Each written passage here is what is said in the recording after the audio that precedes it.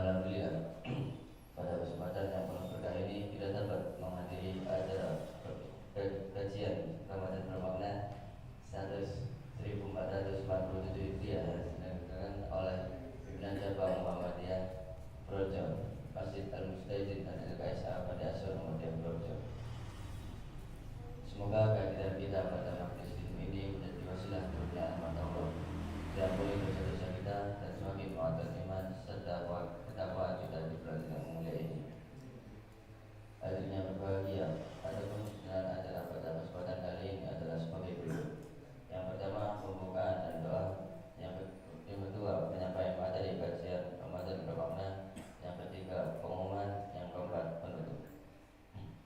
Memasuki acara yang pertama, marilah kita buka kegiatan ini dengan membaca basmalah doa bersama-sama. Bismillahirrahmanirrahim.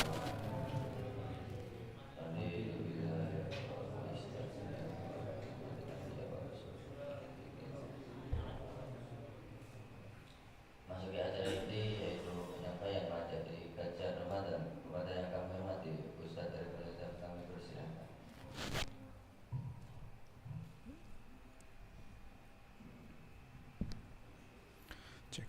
Bismillahirrahmanirrahim. Assalamualaikum warahmatullahi wabarakatuh. Alhamdulillahi rabbil alamin. Alhamdulillahilladzi arsala rasulahu bil huda wa dinil haqq lidhhirahu ala dini kullihi walau karihal musyrikun. Asyhadu an la ilaha illallah wa asyhadu anna Muhammadar Rasulullah. Allahumma salli wa sallim wa barik ala nabiyina Muhammad wa ala alihi wa ashabihi wa man tabi'ahu bi ihsanin ila yaumil qiyamah. Amma ba'du. Bapak-bapak, ibu-ibu, mas-mas, adik-adik jamaah kajian pagi Ramadan yang semoga senantiasa dirahmati Allah Subhanahu wa taala. Alhamdulillahirabbil alamin. Pada kesempatan kali ini kita bisa bersama-sama hadir kembali hari ketiga nggih di masjid ini untuk bersama-sama melanjutkan belajar bersama terkait dengan hadis Arba'in Nawawi. Dan sebagaimana yang disampaikan oleh Ustadz Nif'an, karena pagi hari ini beliau ada jadwal di tempat lain, maka dari itu kami diminta untuk menggantikannya. Jadi pagi hari ini kita akan belajar bersama. Mungkin konsepnya agak berbeda nggih kalian Ustadz Nif'an.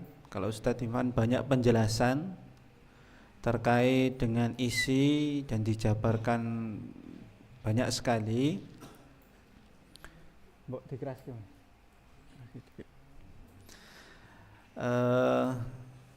Namun untuk kali ini kita akan sedikit lebih memperdalam di bagian ilmu hadisnya. Karena kenapa kami mencantumkan atau mencanangkan ada daurah ini? Ini adalah lanjutan dari tahun sebelumnya.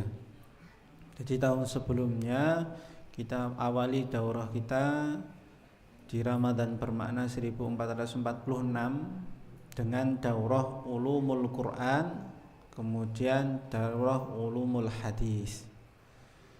Nah, lanjutan dari daurah ulumul hadis, ilmu tentang hadis adalah melihat secara langsung hadis-hadis Nabi Muhammad SAW. Nah, kemudian setelah itu kalau ulumul Quran nanti jadi dua daurahnya.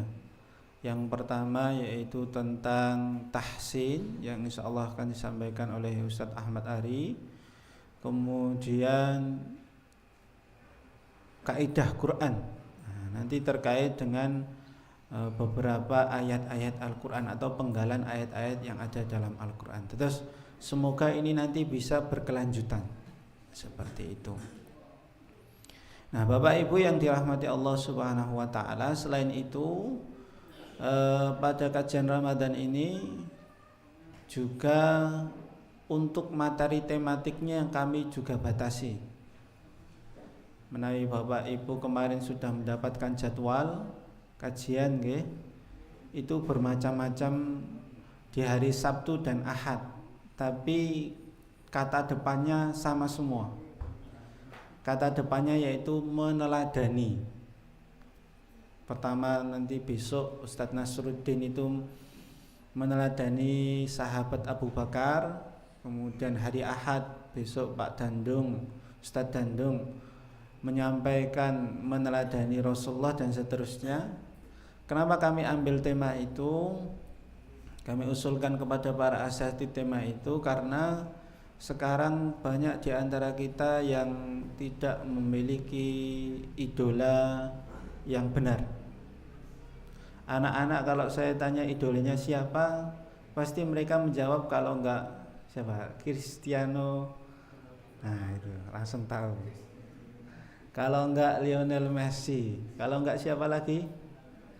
Nah, ya, Karim Benzema dan seterusnya. Atau kalau perempuan mungkin ditanya nanti jawabannya YouTuber dan seterusnya. Kenapa? Karena yang sering mereka lihat, sering mereka dengar adalah nama-nama itu. Jadi itu dijadikan idola. Sebenarnya tidak mengapa itu menjadi idola dalam beberapa hal.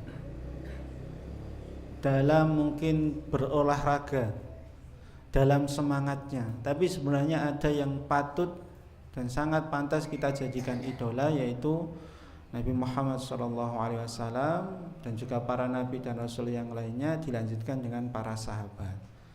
Nah, jadi insya Allah di bulan ini seperti itu alasannya.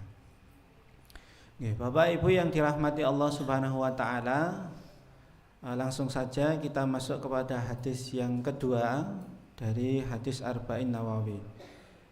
Sebelumnya nanti menawi Bapak Ibu mungkin kemarin ketinggalan apa yang disampaikan Ustadz Nif'an, atau mau menyimak yang tahun kemarin kok kayaknya mau diulangi, sekaligus kami promosi, nanti Bapak Ibu sakit membuka YouTube, kemudian ditulis saja PAYM Purworejo. Nah, itu insya Allah sudah ada beberapa playlist atau beberapa kotak-kotak untuk dikelompokkan daurah hadis apa dan seterusnya. Nanti bisa sambil didengarkan ketika waktu shalat atau dan seterusnya. Oke. Hadis yang kedua dari kitab Arba'in Nawawi karya Allahu Yarham Imam An-Nawawi adalah tentang iman, Islam. Nah, ini kebalik nggih. Tentang Islam, kemudian baru iman, dan yang terakhir nanti ihsan. Nah, sebagaimana kemarin kami minta salah satu anak, jangan Mas Ibnu ya. Kami minta salah satu anak, sekarang yang putri. Mic-nya dikasihkan Mas, untuk membaca hadis ini.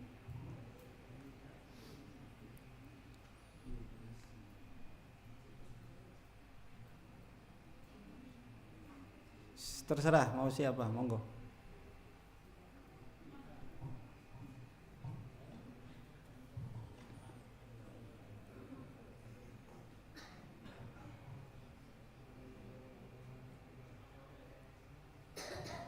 Ya, silakan, Mbak. عن عمر رضي الله عنه أيضا قال بينما نحن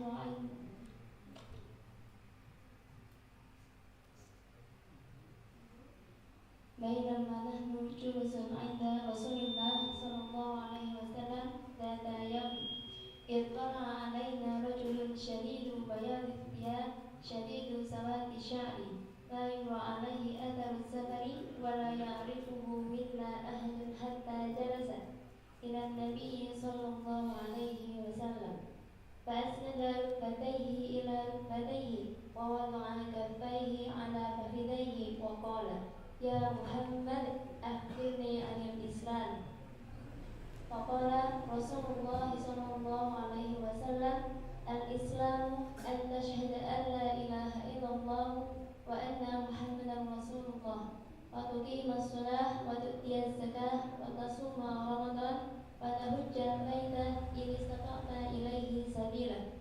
Qala sadaqta. Fa'ajibna lahu yas'aluhu wa yusaddiquhu. Lanjut. Qala fa'akhbirni 'anil iman. Qala an tu'mina billah wa malaikatihi wa kutubihi wa rusulihi wal yawmil akhir wa tu'mina bil qadari khairihi wa syarrihi. Qala sadaqta. Qala fa'akhbirni 'anil ihsan. Qala an ta'budallaha ka'annaka tarahu fa in lam takun tarahu fa innahu yarak. Qala fa'akhbirni 'anis sa'ah. Qala mal mas'ulu 'anha bi'a'lama minas sa'il. Qala fa'akhbirni 'an amaratiha. Qala an talida al-amatu rabbataha wa an tara al-hufata al-'urata al-'alata min asya'i yatatawaluna fil bunyan. Thumma intalaqa fattu maliyan. Thumma qala ya Umar atadri man as-sa'il? Qultu Allah wa rasuluhu a'lam. Qala fa innahu Jibril ataakum yu'allimukum dinakum. Rawahu Muslim. Terima kasih, Mbak. Alhamdulillah sudah lancar juga, ngerti nggih? Paling yang dipilih Mas Udin itu yang lancar ini. Coba besok yang tidak lancar biar deg-degan bacanya ya. Oke, Bapak Ibu yang dirahmati Allah, kalau kita lihat sebagaimana disampaikan Ustaz Ifan kemarin, hadis Arba'in Nawawi itu adalah kitab majmu', kumpulan dari beliau mengambil hadis-hadis dari kitab induk. Maka kalau kita lihat kemarin, kalau hadis yang pertama, hadis tentang niat, itu diambil dari hadis yang pertama dalam Sahih Bukhari. Nah, maka kalau hadis tentang iman ini diambil dari Sahih Muslim nomor pertama, yaitu dalam bab iman. Secara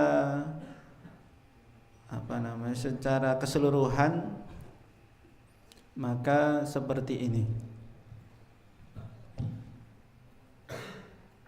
Saya enggak bawa kitab aslinya juga karena saya enggak punya. Yang punya sebenarnya Ustadz Ahmad Ari. Ini hadisnya panjang ya aslinya, atau kalau yang ada harokatnya menikah. Ini ada harokatnya sedikit lebih panjang daripada yang di di hadis Arba'in Nawawi tadi. Kenapa? Karena di Arba'in Nawawi hanya diambil perawi yang pertama, yaitu Umar bin Khattab. Yang sebelumnya ini tidak diambil. Juga sebenarnya nanti ada alasan kenapa hadis itu ada, atau bahasa latar belakangnya, bukan asbabul wurud, karena tidak termasuk daripada sebab hadis itu ada, tapi latar belakang sampai hadis tersebut diriwayatkan. Panjangnya seperti ini ya. Ini saya minta baca yang laki-laki, mau? Nanti nggak sampai gitu pengajiannya. Pokoknya panjang seperti ini. Kalau kita lihat tadi dari Umar bin Khattab, berarti dari yang atas ini sampai di bagian ini, sampai ini itu adalah latar belakang hadisnya. Di satu nomor sampai yang saya kuningi ini, sampai yang kuning, dari atas sampai kuning ini adalah latar belakangnya. Panjang, sebenarnya panjang latar belakangnya. Nah, insya Allah nanti kami sampaikan sedikit. Nah, kemudian para ulama menyampaikan bahwasanya hadis ini dinamakan dengan Ummus Sunnah, induknya sunnah. Kalau Al-Fatihah menikahkan Ummul Quran, induknya Al-Quran. Kenapa dinamakan Ummul Quran? Karena meringkas isi yang ada dalam Al-Quran. Kemarin kami sampaikan di tafsir Ijmali ada 3, yaitu tentang tauhid, kemudian tentang syariat atau ibadah, dilanjutkan dengan kisah. Nah, kalau tentang umus sunnah berarti nanti akan dibahas oleh seluruh sunnah, seluruh hadis Nabi Muhammad SAW. Induknya seperti itu. Kok tidak yang innamal a'malu binniyat induknya? Pertanyaan kan seperti itu. Kan itu ada di hadis riwayat Imam Bukhari.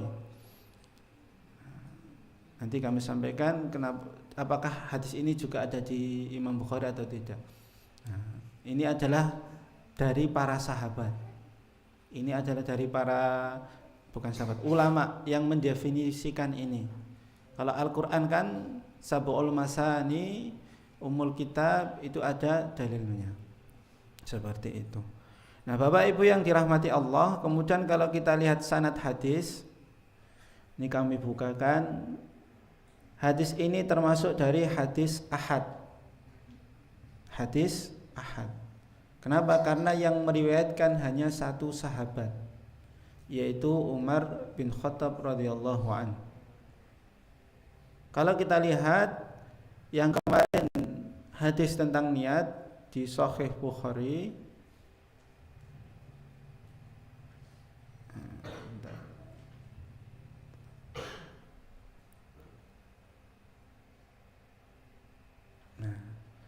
kalau kita lihat di sini, ini juga hadis ahad. Tapi derajatnya hampir sama dengan masyhur karena terkenal. Bukan mutawatir ya. Kalau mutawatir banyak sahabat yang meriwayatkan. Seperti itu. Kalau Bapak Ibu mau mengulangi lagi, nanti bisa di sini. Banyak sekali ini, makbul, mardu dan seterusnya.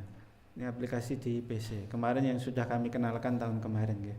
Nah, kembali kepada tadi hadis tentang iman Islam menika diriwayatkan oleh dari satu sahabat bernama Umar bin Al-Khattab bin Nufail. Kemudian ke bawah lagi kepada Abdullah bin Umar bin Al-Khattab bin Nufail atau anaknya. Insyaallah besok ini juga kita akan membahasnya. Siapa itu Abdullah bin Umar atau Ibnu Umar? Salah satu sahabat yang terkenal juga. Jadi dua orang ini bapak anak menikah termasuk dari sahabat. Hidup bersama Nabi sezaman dan mereka beriman. Nah, turun kemudian nanti ke Yahya bin Ya'mar dan juga ada satu lagi, ada dua lagi, Humaid bin Abdurrahman dan dua nggih, Yahya bin Ya'mar dan Humaid bin Abdurrahman. Nah, nanti sampai ke bawah. Nah, ini namanya jalur periwayatan sanad.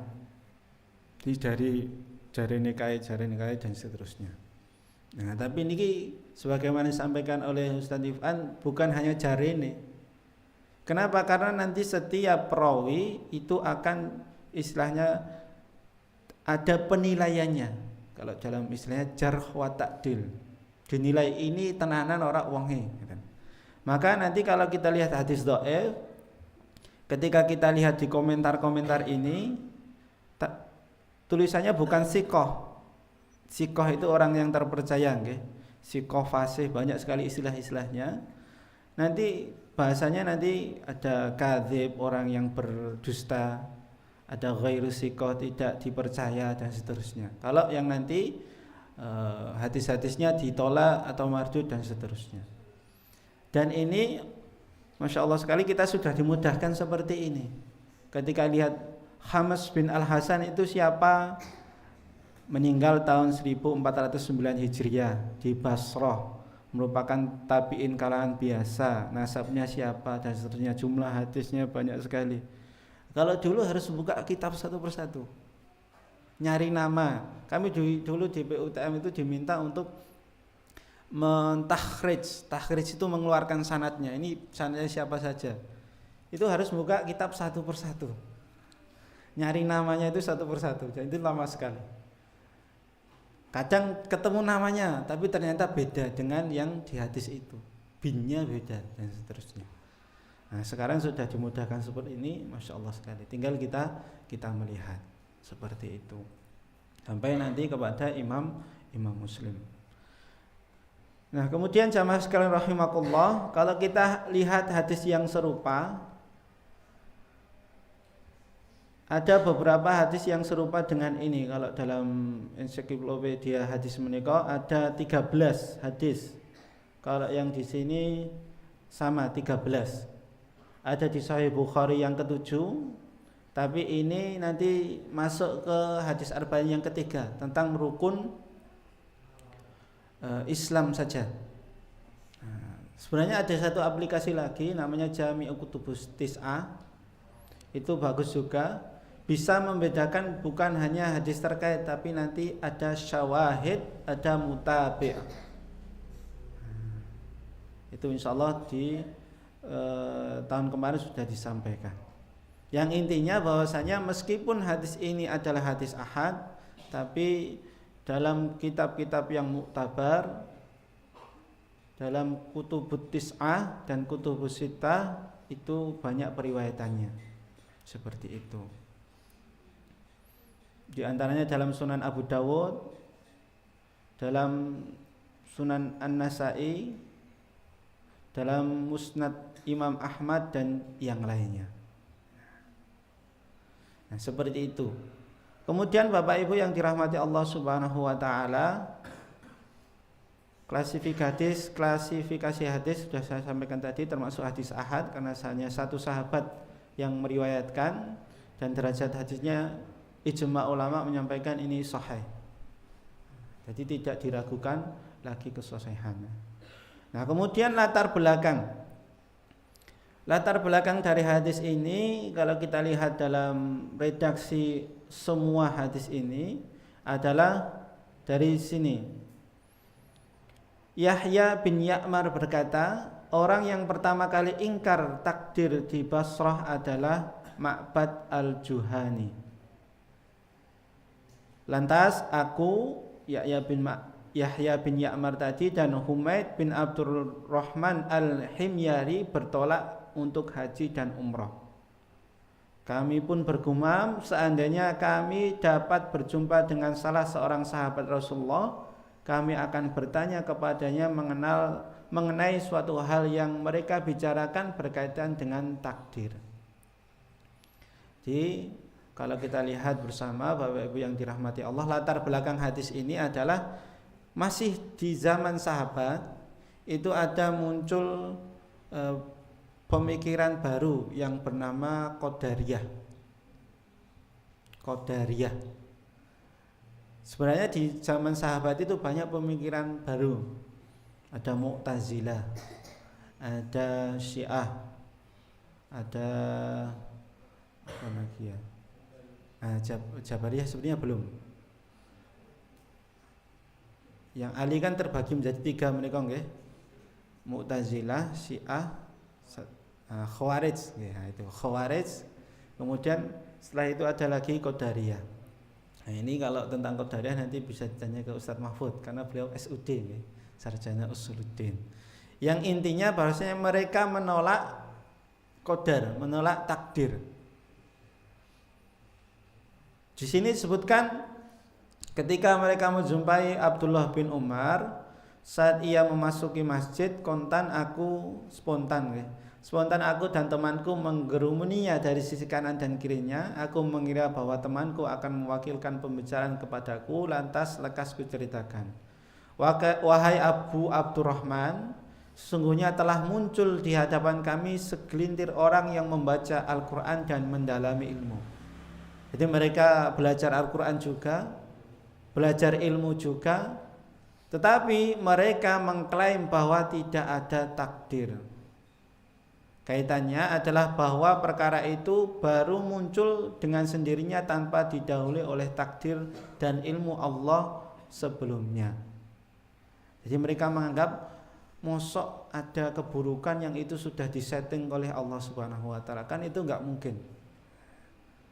Masa ada bencana yang itu bisa mencelakakan banyak orang.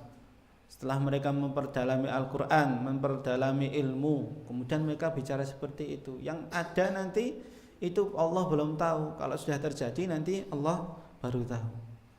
Maka ketika mendengar itu, Abdullah ibnu Umar atau Abu Abdurrahman menjawab, apabila engkau bertemu dengan orang-orang tersebut, maka kabarkanlah kepada mereka bahwasanya aku berlepas diri dari mereka. Mereka pun berlepas diri daripada aku.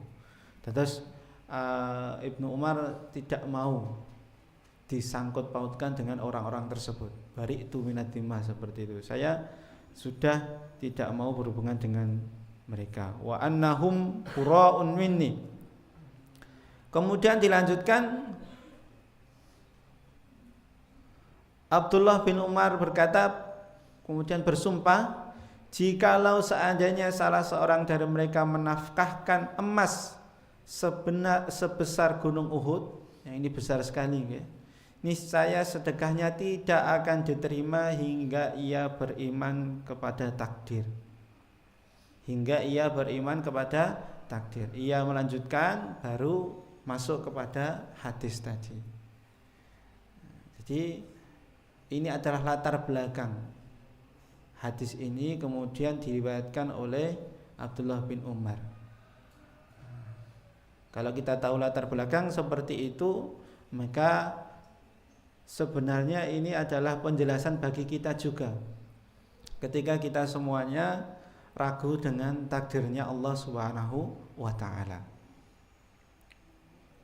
Maka di dalam hadis ini, sebelumnya akan kami sampaikan dulu faedah hadisnya yang masih bersangkutan dengan hadis ini.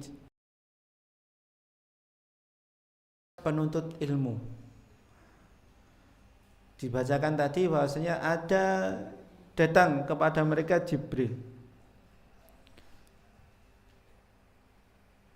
Disampaikan bahwasanya Umar bin Khattab qala bainama nahnu 'inda Rasulillah sallallahu alaihi wasallam dzata yaumin, suatu hari ketika kami bersama Rasulullah, idz tala'a 'alaina rajulun syadidun bayadus siyab, tiba-tiba datang kepada kami seorang laki-laki yang mengenakan pakaian sangat putih. Artinya pakaian bersih. Ini adab menuntut ilmu adalah berpakaian yang rapi dan juga yang bersih. Diajarkan oleh malaikat Jibril. Sadidu sawadis syar, rambutnya hitam klimis. Bahasa ini pun kita seperti itu, nggih. Terus seperti sudah sangat siap sekali. Nah, kemudian la yura alaihi asarus safar, tidak ada atau tidak terlihat darinya asarus safar, bekas perjalanan dari orang tersebut. Kalau zaman dahulu, terutama di zaman Nabi, kan sangat terlihat orang yang setelah melakukan perjalanan. Kenapa? Karena jalannya tidak beraspal, tidak seperti kita. Mboten ngagem mobil sing enten AC-ne.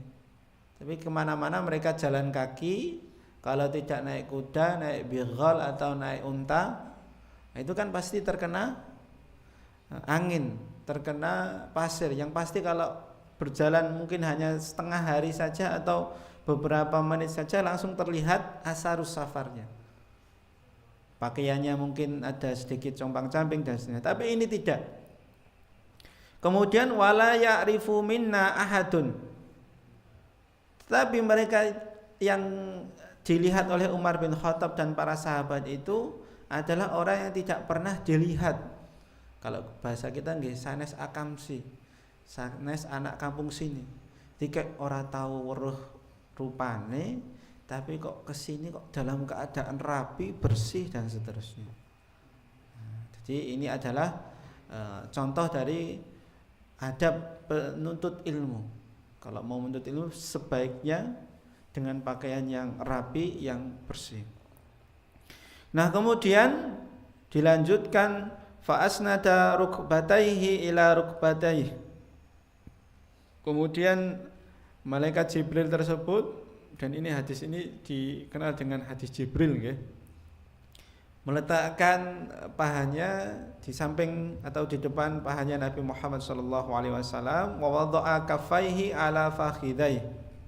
Kemudian meletakkan kedua telapak tangannya di pahanya Nabi Muhammad sallallahu alaihi wasallam. Ini tentang duduk sopan dan dekat dengan guru. Mulazamah ataupun kalau kita nggih berhadapan dengan guru itu seperti itu, dekat, sopan, tidak kemudian jagongnya dan seterusnya. Dalam Islam seperti itu. Tapi kalau di Indonesia mungkin jarang seperti ini nggih. Kalau duduk langsung di depannya terkadang muridnya itu takut sendiri. Mau menghadap atau melihat wajah ustadznya saja takut. Kalau zaman dulu, kalau sekarang wallahu alam bagaimana gitu. Kenapa? Karena gurunya sambil bawa rotan, sambil bawa apa. Kalau salah sedikit langsung dicetek, salah, ulangi dan seterusnya. Nah, kalau sekarang banyak yang tidak seperti itu. Kami termasuk yang merasakan. Dulu belajar a, i, u, ba, alif fathah a, alif kasrah i, alif dhammah u, a, i, u. Itu juga dengan guru yang seperti itu, masya Allah sekali. Takut sekali kalau salah. Nah, di zamannya Rasulullah, malaikat Jibril mengajarkan kita seperti itu. Pun setelah itu ada yang namanya sabar dalam belajar dan mengajar. Kemudian ada juga faedah hadis yang bisa kita ambil, yaitu tentang bertanya adalah ibadah. Tentu jika pertanyaan tersebut adalah pertanyaan yang baik. Kenapa? Karena banyak ada hadis muncul itu dari pertanyaan-pertanyaan. Hadis itu muncul karena dari pertanyaan-pertanyaan para sahabat. Terkhusus adalah para Arab Badui. Arab Badui tidak ganggu orang dan seterusnya. Bahkan mungkin kalau kita di zamannya Rasulullah mungkin kita tidak bisa ngomong apa-apa. Orang yang kalau nggak tahu ya tanya. Saking polosnya seperti itu. Bahkan ketika khutbah pun terkadang disela oleh Arab Badui. Sebagai contoh, dalam riwayat hadis disebutkan Arab Badui pernah bertanya bahwasanya tentang tentang hari kiamat. Kemudian dijawab, tidak digubris oleh Rasulullah. Berkali-kali ditanya, kemudian Arab Badui hanya bertanya seperti itu. Maka dijawab Rasul, apa yang sudah kamu siapkan untuk hari kiamat tersebut? Karena saking ngeyelnya tanya itu. Maka Arab Badui hanya menjawab, saya enggak banyak ibadahnya, cuman sholat biasa, sedekah biasa dan seterusnya. Tapi saya mencintaimu, saya mencintai para sahabat dan seterusnya. Maka ada hadis almar'u ma'a man ahbab. Almar'u ma'a man ahbabta atau apa? Kama qala Rasulullah sallallahu alaihi wasallam. Pokoknya seperti itu hadisnya. Awalnya almar'u ma'a man ahabba, kalau enggak salah nggih. Kama qala Rasulullah sallallahu alaihi wasallam. Seperti itu. Itu dari pertanyaan Arab Badui. Tentang sholat tahajud juga. Jadi Arab Badui bertanya. Jadi sekali lagi, bertanya adalah ibadah, tentu dengan pertanyaan yang baik. Bukan kok pertanyaan untuk menggurui. Jadi ikhlas, benar-benar ingin tahu, memberi manfaat bagi yang lainnya. Jadi kalau kita belajar tentang hadis tentang tahajud, orang yang Arab Badui tadi juga mendapatkan pahala, karena dia yang pertama kali bertanya. Termasuk ini malaikat Jibril juga bertanya kepada Nabi Muhammad SAW. Ini untuk mengajarkan. Kalau nggak ada yang bertanya tentang itu, nggak tahu kita seperti itu. Kemudian yang selanjutnya, tidak untuk riya atau menjatuhkan. Nah, ini terkadang dilakukan oleh beberapa orang yang ingin menjatuhkan ustadz itu. Dan ini sering sekali, apalagi nyun sewu di zaman medsos seperti ini. Banyak yang menjatuhkan atau mungkin kalau bahasa kita nggih numpang viral. Ada ustadz yang viral ketika menyampaikan ini, kita videonya kemudian kita re-upload, kita komentari, itu kan numpang viral dan seterusnya. Nah, kita masuk kepada penjelasan hadis intinya. Penjelasan hadisnya adalah tentang maratibuddin, tingkatan dari agama. Dan Nabi Muhammad ditanya tentang 3 dalam hadis menika. Yang pertama adalah ditanya tentang iman. Maka Nabi Muhammad menjawab, niki saya salah, tentang Islam dulu nggih. Tentang Islam. Maka Nabi Muhammad menjawab tentang rukun Islam. Al-Islamu an tashhada an la ilaha illallah wa anna Muhammadar Rasulullah alaihi wasallam sallallahu alaihi wasallam wa tuqimus shalah wa tu'tiyaz zakah wa tasumar ramadan wa tahujjal baita in istata'ta ilaihi sabila. Ini rukun Islam. Berarti ada berapa adik-adik? Oke, ada 5. Jangan sampai tertukar. Nah, alhamdulillah kalau di sini tahu. Kemarin itu sering beberapa tahun yang lalu ada seorang influencer yang melakukan eksperimen sosial, menanyai orang-orang yang lewat tentang rukun iman dan rukun Islam. Dan anehnya banyak di antara mereka yang masih tertukar. Ditanya rukun Islam ada berapa? Ada 6. Iman kepada Allah. Sebaliknya ketika ditanya tentang rukun iman, mereka menjawab ada 5. Tahu saja tidak, apalagi mengamalkannya. Ini bagaimana gambaran umat muslim sekarang. Nah, kemudian yang kedua tentang rukun iman. Kita tahu bahwasanya ini yang kemudian urutkan bahwasanya iman itu ada 6, antu mina billah wa malaikatihi wa kutubi wa rusuli wal yaumil akhir wa tu'minu bil qadari khairihi wa syarrihi. Yang pertama iman kepada Allah, kepada malaikatnya, kepada kitab-kitabnya, kepada rasulnya, kepada hari akhir, dan yang terakhir kepada qadar, baik itu yang baik khairihi syarih ataupun yang buruk. Dan yang terakhir adalah tentang ihsan. Terus ini adalah maratib atau tingkatan. Diawali dari Islam, kalau dalam lingkaran besar nggih. Jadi lingkaran besarnya adalah Islam. Nanti ada lingkaran di tengahnya yang agak besar juga adalah lingkaran iman. Kemudian lingkaran ke dalam lagi nanti adalah lingkaran ihsan, seperti itu. Nah, kalau kita gambarkan seperti ini,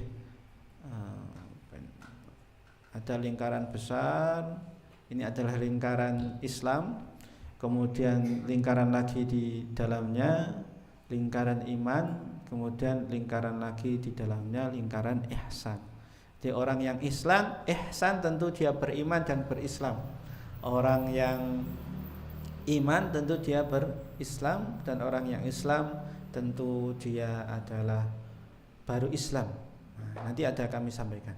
Kemudian kalau kita ibaratkan sebagai pohon, maka iman itu adalah pondasi atau akarnya menjulur ke bawah. Semakin kuat imannya, semakin dalam imannya, maka nanti ke atasnya akan semakin kokoh.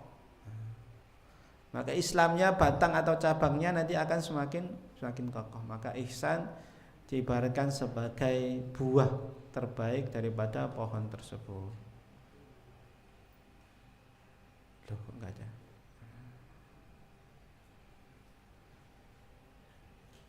Nah, menikah Islam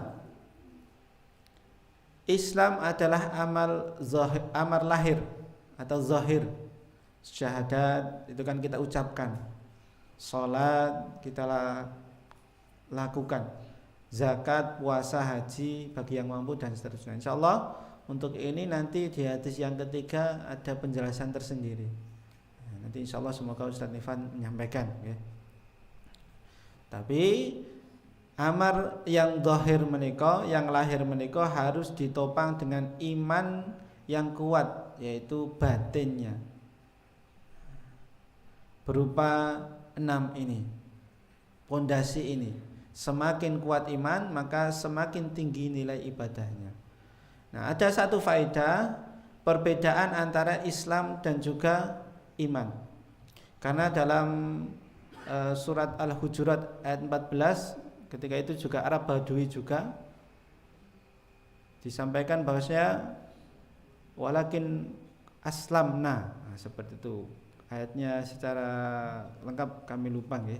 Bahwasanya kalian belum beriman, tapi katakanlah kalian atau kami telah berislam. Jadi belum beriman tapi baru berislam.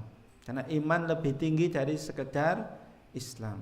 Itu kalau disebutkan secara bersamaan.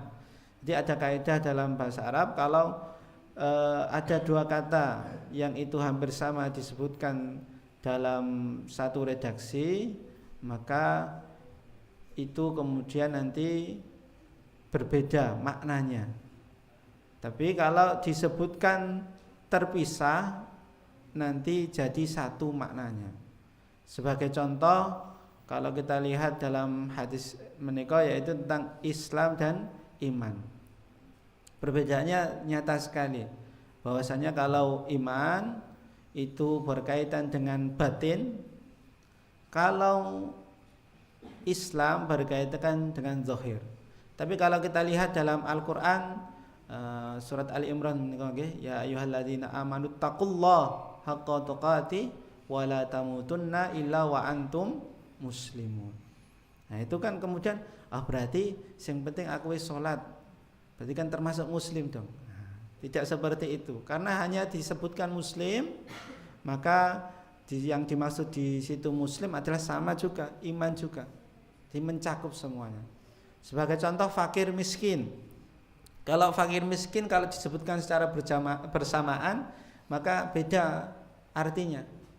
Fakir adalah orang yang tidak punya penghasilan dan tidak punya penghasilan dan tidak bisa menghidupi diri sendiri. Kalau miskin kan orang yang punya penghasilan tapi tidak mencukupi.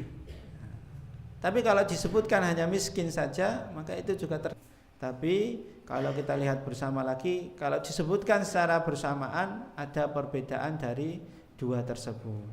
Yaitu albir adalah lebih kepada bagaimana kita melakukan kebaikan-kebaikan, ibadah-ibadah.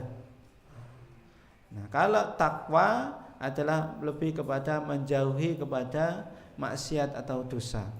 Takoyaki menika kan, wakoyaki menika kan adalah menghindari. Wakina adzabannar, ya Allah, hindarkanlah aku dari api neraka. Secara bahasa seperti itu. Tapi kalau dipisah nanti sama seperti itu.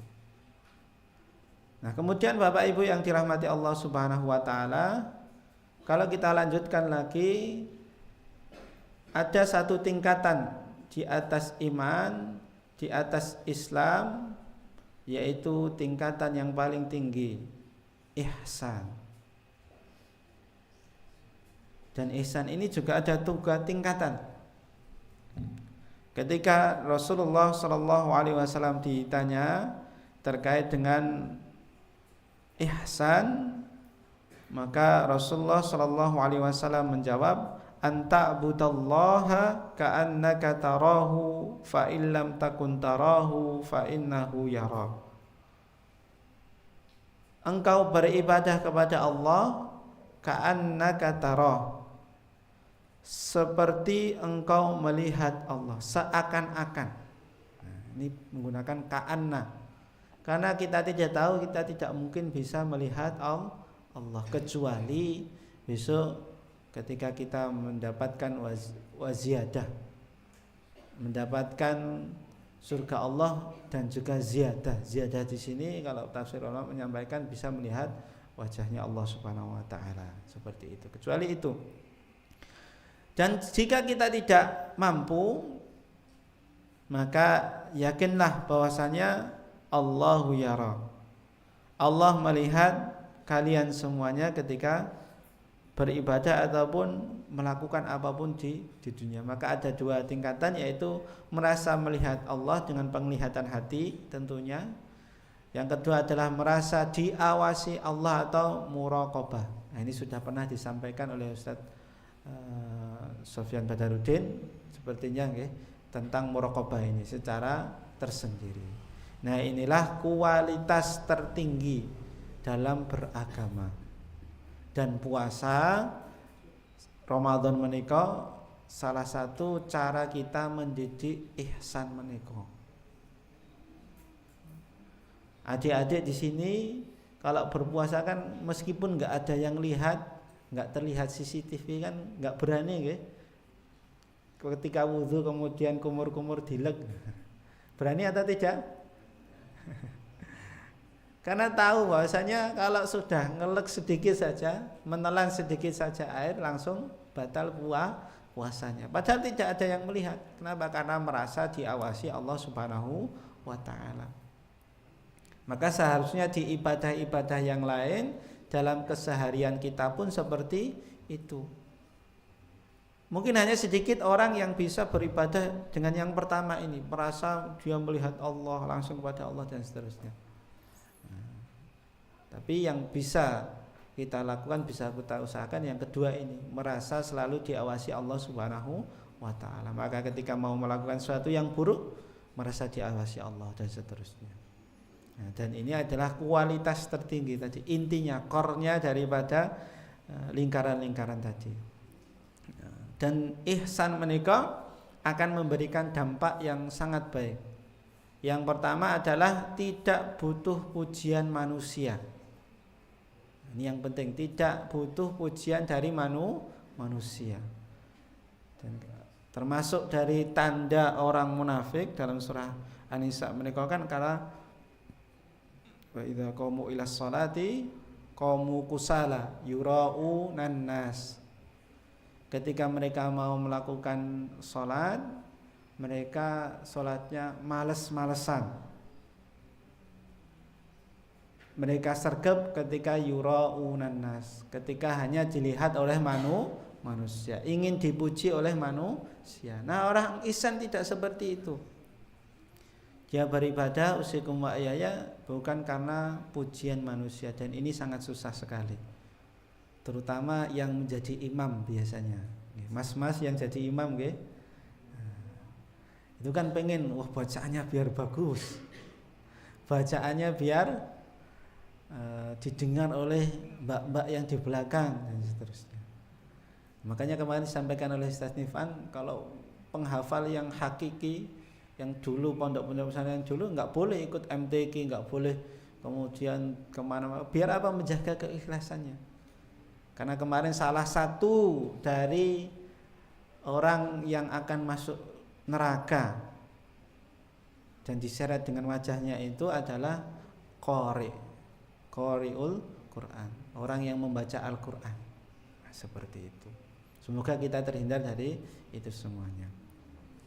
Kemudian tidak terjerumus riya, mudah memaafkan. Nah, jadi kalau masih belum bisa memaafkan, berarti masih belum ihsan.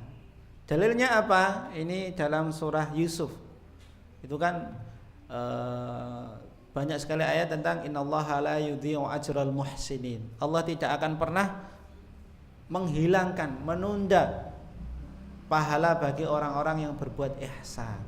Nah, salah satu ihsan yang dilakukan oleh Nabi Yusuf adalah memaafkan saudara-saudaranya yang padahal kejahatannya sangat keji sekali, sampai beliau jadi budak dan seterusnya. Kemudian akan ikhlas dalam sedekah. Kemudian akan khusyuk dalam sholat. Nah, ini penting juga. Ya, sadar bahwasanya apapun kebaikan yang kalian lakukan, maka Allah Subhanahu wa taala akan mengetahuinya. Nah, yang terakhir kemudian malaikat Jibril bertanya lagi. Fa akhbirni anis sa'ah. Wahai Muhammad, ya Muhammad, akhbirni anis sa'ah, kabarkanlah kepadaku tentang as-sa'ah, hari kiamat. Maka beliau menjawab, mal mas'ulu anha bi'a'lama minas sa'il. Yang bertanya itu tidak lebih tahu daripada yang ditanya. Artinya ngeten, sing takon wae mesti ya ora ngerti, apa meneh sing ditakoni. Artinya apa? Tidak ada yang tahu sama sekali. Yang tahu hanyalah Allah Subhanahu wa ta'ala. Ilmu sa'ah itu hanya Allah yang tahu. Kemudian maka malaikat Jibril bertanya, fa akhbirni an amaratiha. Maka kabarkanlah kepadaku tentang tanda-tandanya. Nabi Muhammad menjawab, qala antalital amatu rabbataha. Nah, ini banyak penafsiran bahwasanya akan melahirkan seorang budak, amah menika, seorang budak rabbataha, tuannya. Secara singkat ada beberapa penafsiran, di antara yang pertama yang sering mungkin kita dengar adalah orang tua melahirkan majikan. Jadi anak engko malah dadi majikane. Maksudnya di sini saking durhakanya menganggap orang tuanya sebagai budak. Kalau penafsiran yang lainnya disebutkan ini karena saking luasnya Islam tersebar, sehingga bisa jadi nanti orang yang jadi budak kemudian anaknya menjadi majikannya dan seterusnya. Ada banyak penafsiran. Begitu juga dengan tanda yang kedua, ri'a asya'i yatatawaluna fil bunyan. Orang-orang yang penggembala kambing, penggembala domba, yang mereka wa antarul khufatal uratal alah, yang mereka itu tidak beralas kaki, tapi mereka bisa berlomba-lomba dalam membangun bangunan. Terus istilahnya waktu sangat cepat sekali. Sing ternyata kalau kita bahasanya ada orang yang hari ini mungkin yang saya di batas kemiskinan yang paling rendah, tapi beberapa bulan, beberapa tahun berikutnya dia bisa langsung membangun bangunan yang sangat tinggi. Kalau di Arab itu sangat terlihat sekali. Di Indonesia apakah terlihat? Juga bisa terlihat. Sekarang kan banyak orang yang bisa kaya mendadak. Bisa kaya mendadak. Dan itu merupakan fenomena dari tanda-tanda hari kiamat. Ada orang yang hanya karena biasanya konten, kalau saat ini satu konten viral, kemudian diundang kemana-mana, itu langsung menjadi kaya raya. Langsung terbalik hidupnya yang dulu sangat susah, sekarang jadi kaya raya. Nah, ini tanda-tanda. Bahkan ketika mendengarkan ini, para sahabat itu sudah langsung khawatir. Sepertinya sudah mau kiamat. Padahal masih ketika itu zamannya Nabi Muhammad SAW. Nah, tentu kita juga harus benar-benar wajib tahu bahwa sudah mau masanya hari kiamat. Sudah muncul banyak tanda-tandanya dan ini sudah terjadi tanda-tanda ini. Tapi kalau waktunya kapan? Nah, tentu itu adalah rahasia dari Allah Subhanahu wa ta'ala. Salah satu kemarin mungkin sudah kami sampaikan hikmah kenapa kok hari kiamat dirahasiakan oleh Allah Subhanahu wa ta'ala adalah agar kita manusia selalu bersiap-siap, tidak menunda tobat, tidak meninggalkan usaha kita di dunia, dan juga tidak tertipu ramalan. Nah, tahun 2012 ternyata sudah berlalu. Berapa tahun ini kok nggih? 14 tahun, bayangkan. Nah, sepertinya baru kemarin nggih. Ada yang bilang hari kiamat, ternyata sudah 14 tahun. Kalau seandainya manusia tahu besok tahun depan adalah kiamat, tidak mau usaha, hidup jadi kacau, tidak mau ada orang yang bekerja, pengennya kurang ibadah terus, pengennya sholat terus. Padahal kita tahu semuanya adalah terkait dengan niat kita semuanya. Sebagai penutup hadis, setelah Jibril pergi, maka Umar bin Khattab penasaran, siapa kok datang-datang ini, tiba-tiba dekat dengan Rasulullah, kemudian bertanya tapi malah membenarkan dan seterusnya. Maka Rasulullah Shallallahu Alaihi Wasallam bersabda, fa innahu Jibril atakum yu'allimukum dinakum. Itu adalah malaikat Jibril yang datang kepada kalian mengajarkan agama kepada kalian semuanya.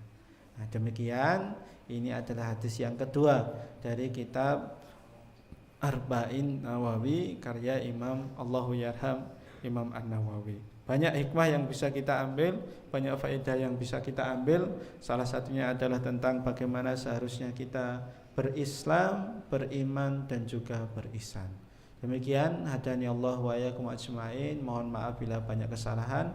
Wa akhiru da'wana alhamdulillahirabbil alamin. Wassalamualaikum warahmatullahi wabarakatuh. Jazakumullah khairan katsiran kepada Ustaz atas ilmu yang telah sampaikan. Semoga menjadi amal jariah dan bermanfaat bagi kita semua. Kami sampaikan infak kajian Ramadan 1447 Hijriah hari Jumat tanggal 3 Ramadan bertepatan dengan 20 Februari sebesar 211.200 rupiah. Kami sampaikan jazakumullah khairan katsiran atas infak yang Bapak Ibu jamaah sekalian. Demikian rangkaian acara kajian Ramadan bermakna 1447 Hijriah pada kesempatan kali ini. Mari kita tutup dengan membaca hamdalah dan doa kafaratul majelis bersama. Alhamdulillahirabbil alamin. Subhanakallahumma wa bihamdika asyhadu an la ilaha illa anta astaghfiruka